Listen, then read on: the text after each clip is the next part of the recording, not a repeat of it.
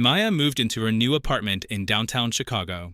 She had gone through a bad breakup and wanted to start fresh, new job, new place, new life. The apartment was small, but it was hers. The building was quiet, the neighbors were nice, and the landlord, Mr. Patel, was friendly. He lived on the top floor. But one thing caught her attention, apartment 6B. It was always locked. The curtains were always drawn. The lights were never on. One evening, Maya asked Mr. Patel about it while paying her rent. He said, "It's been empty for a long time. Not ready for tenants." A week later, she heard something. It was late at night, around 2:30 a.m. She heard a chair moving, then a thud, then silence. She thought she imagined it.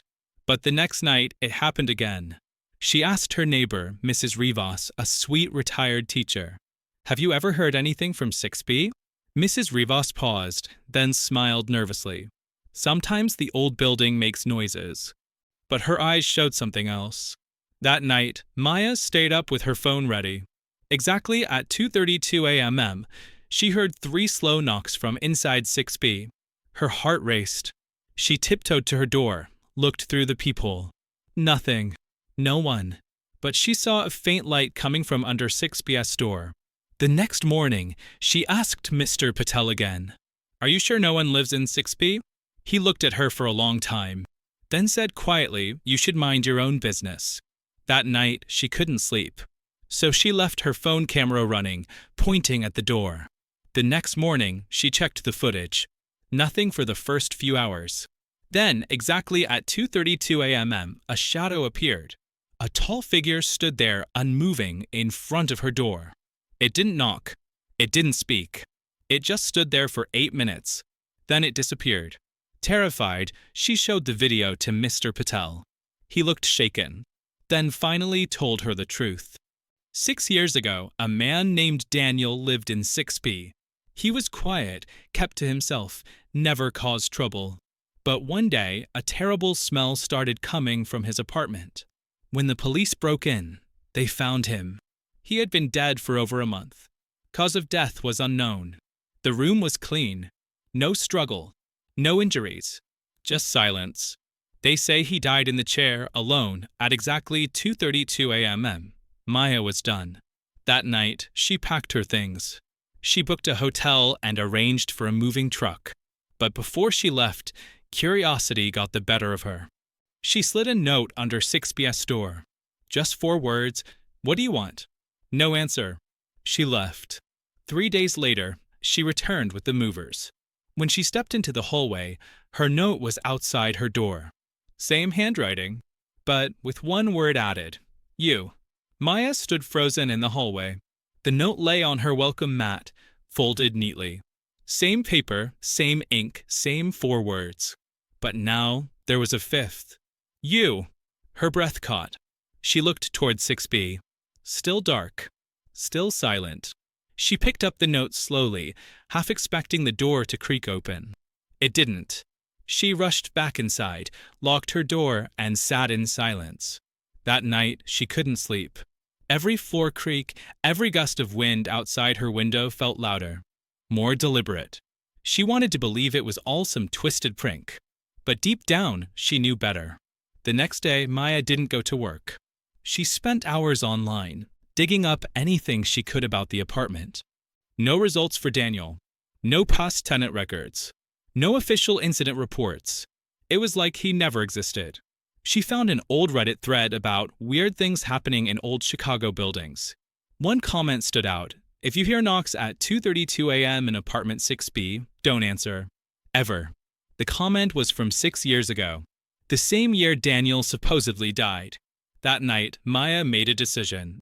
She couldn't live like this, half scared, half obsessed. She needed closure. So she charged her phone, grabbed her spare keys, and texted her friend Ava, "If I don't call you by 3 a.m., call the police." No joke. Then, at 2:29 a.m., she opened her door and stepped into the hallway. The light above flickered. She walked slowly towards 6B. Her hand shook as she reached for the knob. It turned. Unlocked. The door creaked open. It was clean. Dusty, yes, but untouched. A table. A chair. A neatly made bed. Like someone had just stepped out for groceries. She stepped inside. The air was cold, unnaturally cold. She took a deep breath and whispered, "Daniel." Silence. She turned on her flashlight and walked toward the chair, the one he supposedly died in. That's when she saw it. A mirror. But not a normal mirror. It was tall, antique, and covered in cloth. A shiver ran through her. She reached for the cloth and pulled it off. The mirror was black. No reflection. Just darkness. Then suddenly a shape began to form. It was her. Not a reflection, an image. But she looked different. Tired. Paler. Like something had been drained from her. The image moved, blinked, and then smiled. Maya stepped back in horror.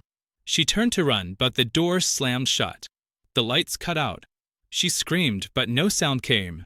Just a deafening silence. And then a whisper. Right behind her. "You opened it." She turned slowly, no one there. Then a knock. 3 slow taps from inside the mirror. The smile in the mirror widened. And then it spoke. "Now you stay. I go." Before she could react, the mirror flashed and everything went black. Morning. The sun rose quietly over the apartment building. Mr. Patel walked down to check the mail. He paused when he saw something odd. Apartment 6B's door was slightly open. He peeked in. Clean. Empty. Except for one thing. A note on the chair. 5 words. "What do you want now?" He didn't touch it. He just closed the door. Behind him, Maya's apartment door creaked open. Out stepped Maya, hair tied back. Calm. Steady. She smiled at Mr. Patel. "Good morning," she said. He stared. Something felt off. Her eyes were darker. Her voice just a little slower. But she smiled again and walked past him, down the stairs. And deep inside 6B, in the old black mirror, a faint scream echoed, but no one heard it. Because Maya wasn't Maya anymore. It had been 3 days for the reason that Maya got here returned. She looked the same, spoke the same. However, neighbors whispered, something had modified. She didn't blink as frequently. She stopped answering calls. She smiled an excessive amount of, at not anything. Even Mr. Patel commenced warding off her. Because every time she passed him, she'd say the identical factor. It's nonviolent now, sooner or later peaceful. However, what haunted him most, she'd never asked about her own matters. By no means went lower back to her job. In no way even noted the word she left, asking what the thing in 6B wanted. One night, the constructing lost energy. For 2 hours, total darkness. Whilst the lighting came lower back on, Rental 6B turned into sealed close. No lock. No knob. Simply gone. And Maya? Her apartment turned into empty. No trace of her. Only a reflect inside the middle of the room, protected in a cloth. And written in dust at the floor. A person constantly has to live.